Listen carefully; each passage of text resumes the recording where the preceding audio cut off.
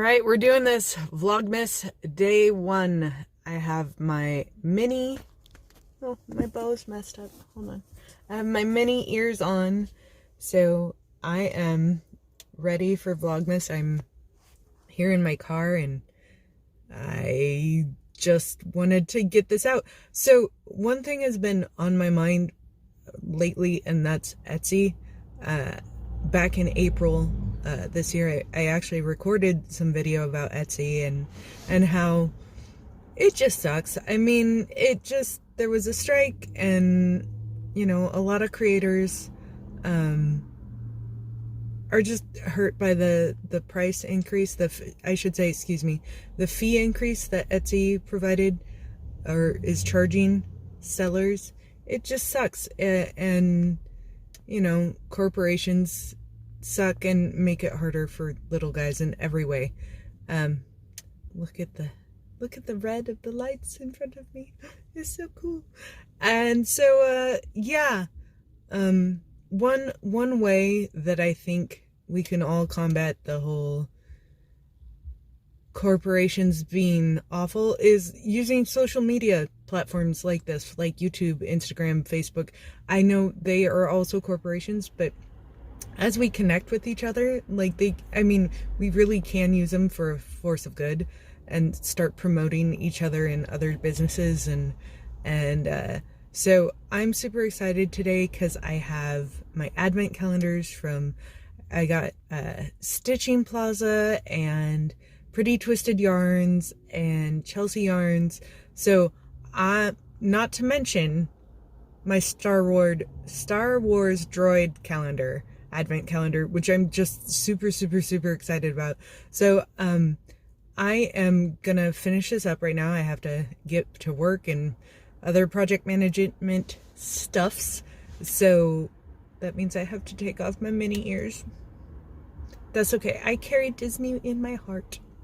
And so I will be adding some stuff, my thoughts on the Etsy strike back from April here, and I'll check in with you guys tomorrow. Happy Vlogmas! Welcome back, everyone. I'm Shauna, the host of Whatnots, also known as One Na Na Na, and I'm coming to you from a new venue. This is my truck. Hello. I wanted to come at you just quickly with a hot take on the recent Etsy strike. I had some thoughts on this as a consumer, not as a seller. So this really doesn't affect me, and I'm curious to hear from sellers because, again, I'm acting as a consumer. So, welcome back. I hope you're all doing well. And in terms of Etsy, like I said, I am a buyer, not a seller. So Etsy fees don't really affect me other than I'm paying for the end cost, right? So if sellers increase their prices, well, that does affect me. That's about it. But here's my understanding of the Etsy strike, why it happened, and a little bit of background.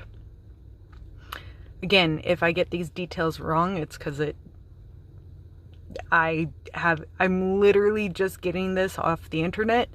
It could all be rumor and hearsay. So if I'm incorrect on anything, please leave a comment down below and hear me out before you know, correcting me too bad. So, back in 2018, Etsy seller fees, like listing fees, used to be around 3.5%. And then in March of 2020, there was this thing that happened, and we all had to stay at home for a while. A lot of people lost their jobs, couldn't go into work. We were supposed to quarantine for about 2 weeks, which of course I think we're going on 2.5 years now. However, what better way to, support yourself and your family than to go ahead and have some handmade whatnots on Etsy. Etsy has been around for over a decade now, and they thought, great, now we see an increase in traffic. Everybody's at home. There's a lot of commerce, buying, selling from different places, parts of the world. Let's go ahead and increase our fees. So over the past 4 years now, they have increased their fees from 3.5% to 5 or 6%. That's just to list the item. And then, here's where shenanigans get into play.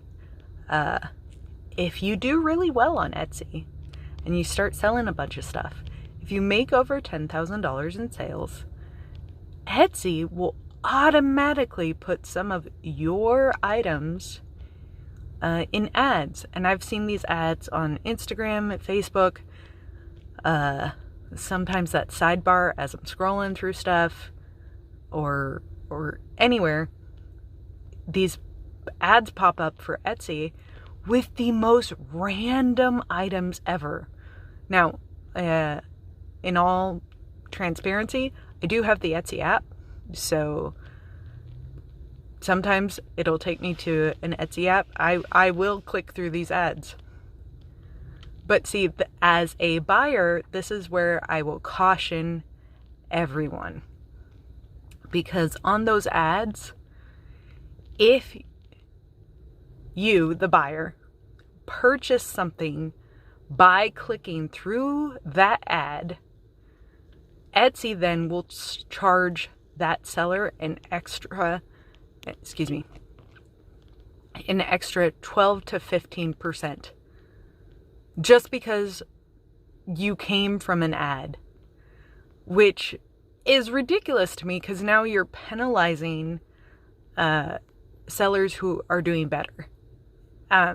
So one of the things that I've learned as a consumer is that if I'm clicking through an ad and I see something I really like, I will make note of that and then go back to the website or through the Etsy app, find that seller and go through the purchase process that way, because otherwise these poor sellers are just getting charged up the wazoo. That's a technical term, up the wazoo.